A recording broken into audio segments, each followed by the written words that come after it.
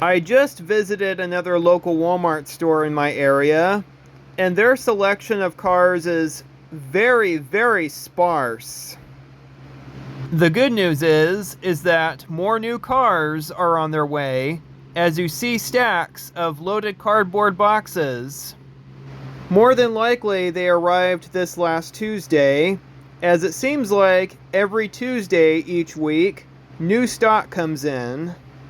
So to keep this hobby alive, we really do show appreciation for trucks, trains, and ocean shipping freighters.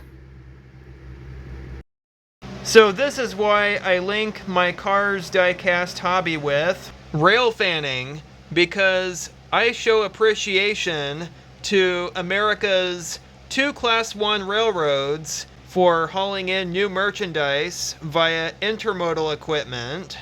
The thing about intermodal service is that they are most truck competitive lanes, getting your products to more destinations without increased transit times. They are faster transcontinental services through seamless connections with Eastern railroads, consistent and predictable services through truck competitive reliability, and dedicated sales and service teams to serve shippers, motor carriers, ocean carriers, and other intermediaries.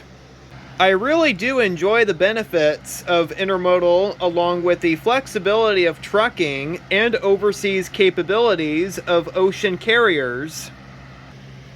We rely on ocean carriers to bring in new Disney Cars merchandise because, obviously, they were made in Thailand.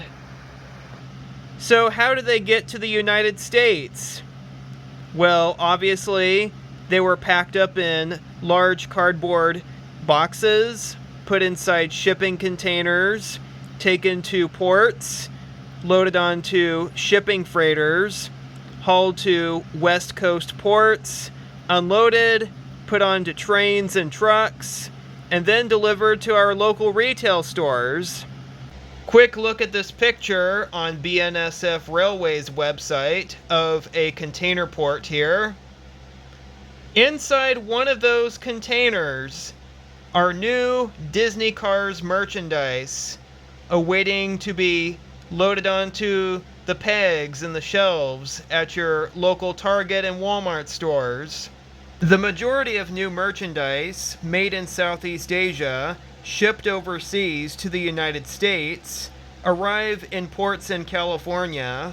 Because I live in the Pacific Northwest region, any new cars or merchandise that I purchase from my local retail stores, they have to be shipped by rail from Southern California to ports of Portland, Tacoma, and Seattle, where they'll be transferred to container trucks to be shipped to distribution centers in my state, and then transferred to my local retail stores. Why I say Southern California is because Port of Los Angeles is America's leading port by cargo value and container volume. Los Angeles' thriving seaport manages record-setting cargo volumes, moving billions of dollars of cargo annually. My closest port terminal in my state is Port of Portland. As the largest deep-water port in the state of Oregon, the Port of Portland's marine terminal facilities handle a wide range of BNSF Railways cargoes and UP Railroad, providing access to both international and U.S. markets. Ports of Tacoma and Seattle is the fourth largest container gateway for containerized cargo shipping between Asia and major distribution points in the Midwest, Ohio Valley, and the Eastern Seaboard. Port of Oakland in Northern California's Bay Area continues to strengthen efficiencies and enhance its services. Oakland is your premier gateway for export and import commodities to and from Asia.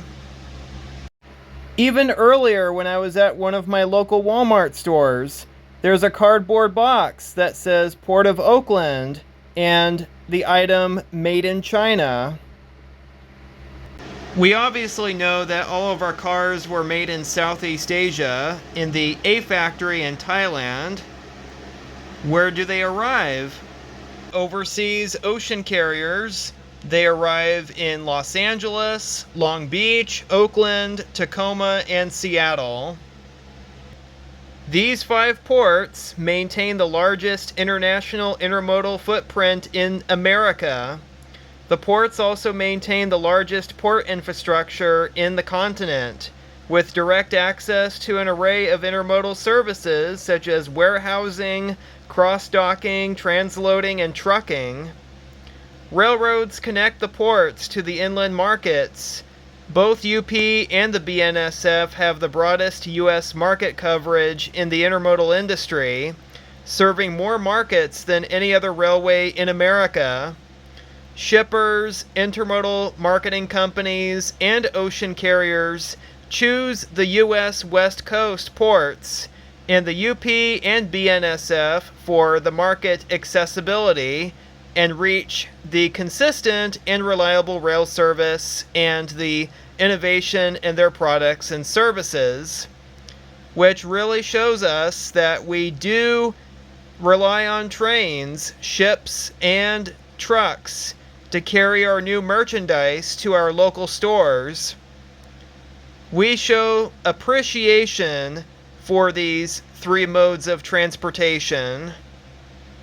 If it weren't for trains and trucks and ocean carriers, then I would not have my Sugar Rush plushies with me, because back in 2012, they were all made in China.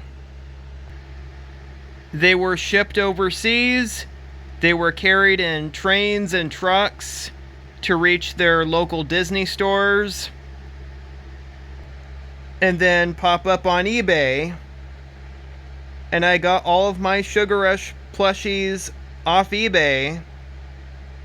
Obviously, all of my Disney cars and planes diecasts, after they were factory made, they were imported to the US from Asia. That's where they were made. You see, this is why a lot of us, especially Disney Cars diecast toy collectors, have a lot to look forward to.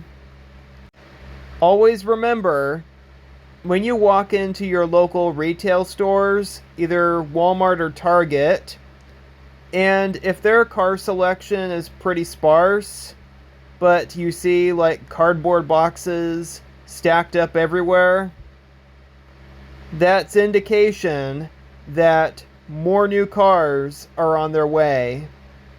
So don't lose hope yet.